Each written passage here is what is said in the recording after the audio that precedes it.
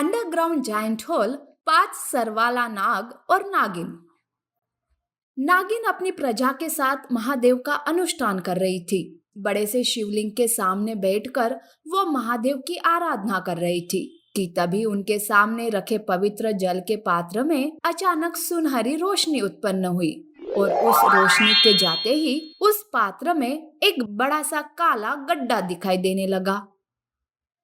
हे महादेव, इसका क्या अर्थ हुआ? गुरुदेव, क्या ये किसी मुसीबत की शुरुआत है? क्या महादेव हमें आगाह करना चाहते हैं? नागरानी, ये अच्छा संकेत तो नहीं है। जरूर महादेव हमें आने वाले मुसीबत के बारे में बताना चाहते हैं। आपको किसी भी तरह इस काले गड्ढे को खोजकर उसमें से बाहर आने वाली मुसीबत को पहले ही खत्म करना होगा। नागिन ने महादेव और गुरुदेव को प्रणाम किया और ये प्रण लिया कि वो किसी भी कीमत पर उस गड्ढे को ढूंढकर उससे आने वाली मुसीबत से अपने नागवंश और इस दुनिया को बचाएगी। गुरुदेव ने कुछ मंत्र पढ़कर हवा में एक पंख उत्पन्न किया और नागरानी से कहा कि उन्हें उसे काले गहरे गड्ढे तक ले जाएगा। बस नागरानी को उसका पीछा करते हुए उस गड्ढे तक पहुंचना है। पंख हवा में उड़कर उत्तर की दिशा में जाने लगा और उसके पीछे पीछे नागरानी। हे महादेव, चाहे कैसी भी मुसीबत हो, मुझे उससे निपटने की शक्ति दीजिए। काफी देर तक चलने के बाद नागिन जंगल से गुजरते हुए एक पहाड़ी के पास जा पहुंची। उसे लगा कि अब पंख उड़ते हुए पहाड़ी की चोटी तक जाएगा, पर ऐसा कुछ भी नहीं हुआ। उस पहाड़ी के नीचे एक बड़ा सा बरगद का पेड़ था। उसके पास जाकर वो पंख गायब हो गया। नागिन भी परेशान होकर उस पंख को ढूंढने लगी। उसे ना तो वो काला गहरा गड्ढा दिखाई दिया, ना ही वो पंख। उसे समझ नहीं आ रहा था कि वो क्या करे कि तभी अचानक धरती कांप उठी, आसमान में बादल गरज उठे और अचानक जमीन फटकर वहाँ बहुत ही बड़ा काला गहरा गड्ढा बन गया। अचानक भूकंप की वजह से नागिन उस गड्ढे में गिरने वाली थी कि उसने अपनी पूंछ से उस बरगद के पेड़ की टहनी को कस कर जकड़ लिया और खुद को उस गड्ढे में गिरने से बचाया। हे महादेव, मैं तो बाल बाल बची। अब देखना यह है कि इस गड्ढे से ऐसी कौन सी चीज निकलती है जो इस दुनिया के लिए खतरनाक है। अचानक उस गड्ढे में से पुत्कारने की आवाज सुनाई देने लगी। नागिन समझ गई कि कोई नाग नागिन उस गड्ढे से बाहर निकल रहा होगा, पर समझ में नहीं आ रहा था कि उनसे डरने वाली क्या बात है। नागिन सोच ही रही थी कि तभी उस गड्ढे से एक नहीं 5 सर बाहर निकले, वो भी एक ही नाग के। वो नाग दिखने में बेहद ही खतरनाक था। जैसे ही वो नाग बाहर निकला, आसपास के सारे पेड़ पौधे अचानक सूख गए। प्राणी और पंछी बेहोश होकर गिरने लगे। हवा में गर्माहट का एहसास होने लगा। चारों ओर एक अजीब सी उदासी छा गई। ऐसे लग रहा था जैसे वो नाग हवा से सारा प्राणवायु छीन रहा हो। काफी वर्षों के बाद आज आजाद हुआ हूं मैं। इतने वर्ष कैद में रहने की भरपाई तो मैं जरूर करूंगा। अब इस दुनिया में सिर्फ मेरा राज होगा, सिर्फ मेरा। पर सबसे पहले मुझे मेरी सखिया इकट्ठा करनी होगी, तभी मेरे इरादे पूरे हो पाएंगे। तो ये मुसीबत आने वाली थी इस दुनिया पर। इस नाग के बारे में मैंने अपनी माँ से सुना था, पर मुझे नहीं पता था कि मुझे इसका सामना करना पड़ेगा। जो भी हो, मुझे इसे किसी भी कीमत पर रोकना है। नाग अपनी जगह से हिल पाता इससे पहले नागिन उसके सामने जाकर खड़ी हो गई और उसे युद्ध के लिए ललकारने लगी। वो भी नागिन को देखकर खुश हो गया।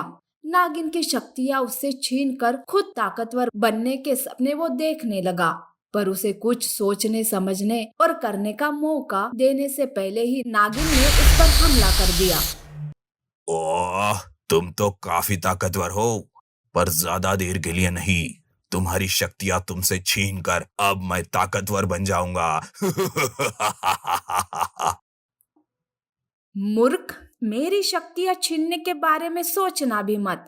अगर जिंदा रहना है तो वापस लौट जा।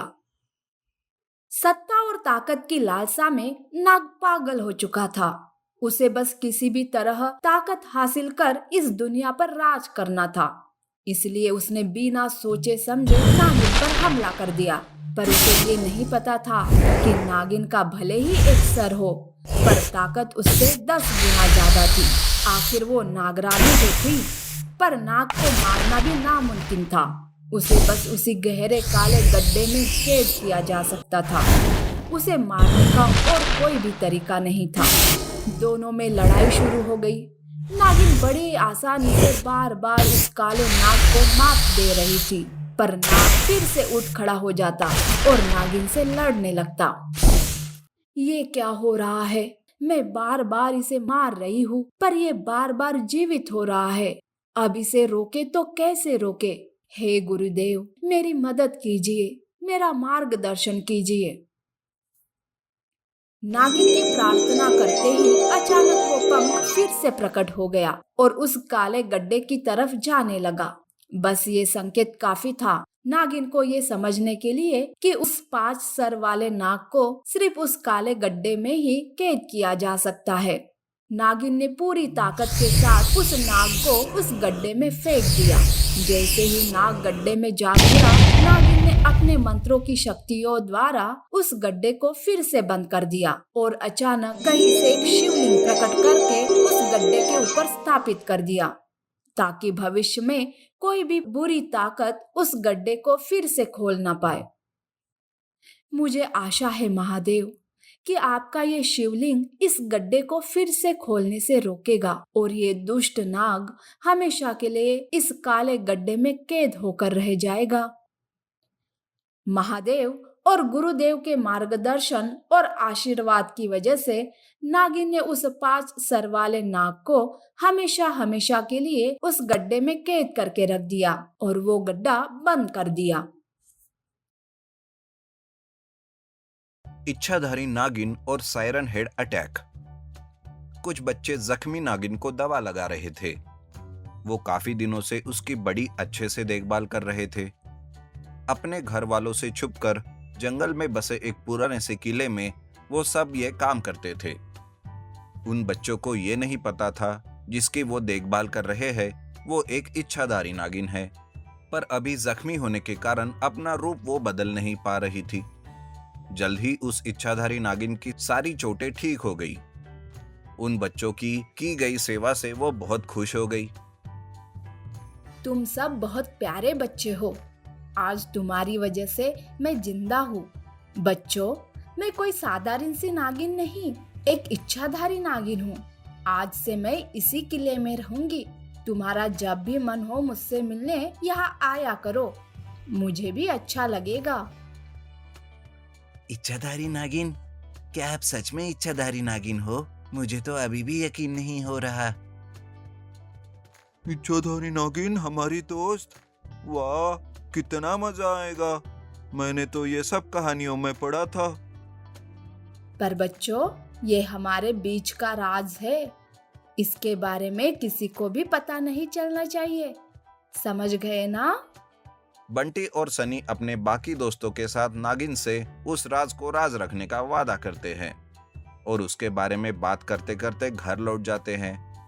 काफी दिन बीत जाते हैं, पर वो बच्चे नागिन से मिलने आते ही नहीं। इस वजह से नागिन अब उन बच्चों के लिए परेशान होती है। उसे लगता है जैसे ये बच्चे किसी मुसीबत में है। वो खुद उनसे मिलने जाने के बारे में सोचने लगती है और दूसरे ही दिन अपना इंसानी रूप लेकर वो नागिन उनके घर के तरफ चल देती है।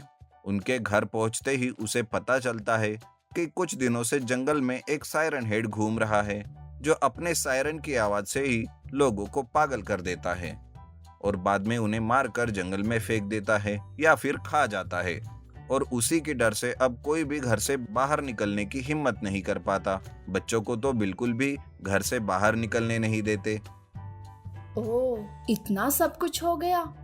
इसीलिए बच्चे मुझसे मिलने नहीं आ रहे थे। अच्छा हुआ जो मैं इन्हें मिलने चली आई, वरना इन पर आए मुसीबतों का मुझे पता ही नहीं चलता। अब मैं उस सायरन हेड से इन लोगों को बचाऊंगी। आप यहाँ मैं अभी आपके पास ही जा रहा था। बंटी आपसे मिलने जंगल की ओर निकल पड़ा है। कहीं सायरन हेड ने उसे खा लिया तो। ये तो बहुत बुरा हुआ, पर तुम फिक्र मत करो और यहीं पर रुको। मैं बंटी को सही सलामत यहाँ वापस लेके आऊंगी और उस सायरन हेड का भी खात्मा कर दूंगी। नागिन भागते हुए जंगल के किनारे तक पहुंचती है और तुरंत अपना नागिन का रूप लेकर जंगल में घुस जाती है। चारों ओर उस सायरन हेड को वो ढूंढने लगती है। तब उसे बंटी की बहुत चिंता होने लगी थी। तभी अचानक उसकी नजर जमीन पर पड़े इस सायरन हेड के कदमों के निशान पर पड़ती है और वो उन निशानों का पीछा करते हुए जंगल के बीचों बीच जा पहुंचती है, जहां से उसे बंटी के जोर जोर से रोने की आवाजें आ रही थी। जैसे ही वो वहां जा पहुंची, बंटी को जिंदा देख वो खुश हो गई और उसे यकीन दिलाया कि वो उसे वहां से जिंदा लेकर जाएगी। तुम यहाँ अकेले? वो सायरन हेड कहाँ गया? वो मुझे यहाँ बांध कर कहीं चला गया। अच्छा हुआ तुम आ गई। मुझे यहाँ से ले चलो, पर हाँ, उस सायरन हेड से संभल कर रहना। उसके सायरन की आवाज से तुम्हारा सिर भी फट सकता है।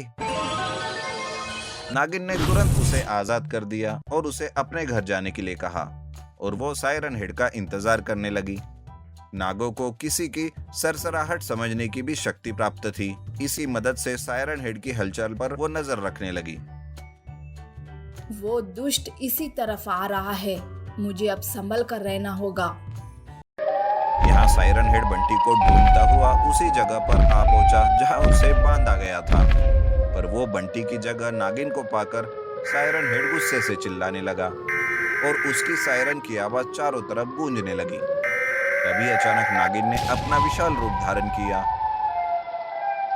उसने सायरन हेड को संभलने का मौका तक नहीं दिया और अपनी पूंछ से उसकी टांगों को पकड़कर जोर से पटक दिया।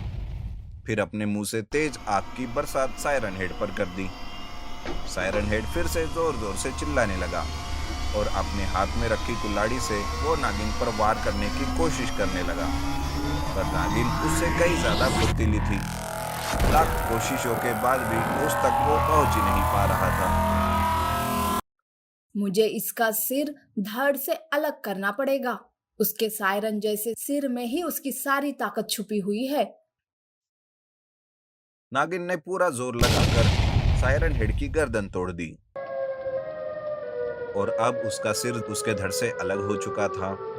उसका धड़ काफी देर तक छटपटा रहा और उसके सर से भी बड़ी अजीब अजीब आवाजें निकलने लगी। वो सर अपने आप फिर से जुड़ने ही वाला था कि अचानक नागिन ने फिर से उस पर अपने मुंह से आग बरसाई और उसके सिर को जलाकर राख कर दिया। सायरन हेड का किस्सा वहीं पर खत्म हो गया। अब लोगों को उससे डरने की कोई जरूरत नहीं थी। अब बच्चे भी अपने प्यारी नागिन से मिलने कभी भी उसके किले में आ जा सकते थे।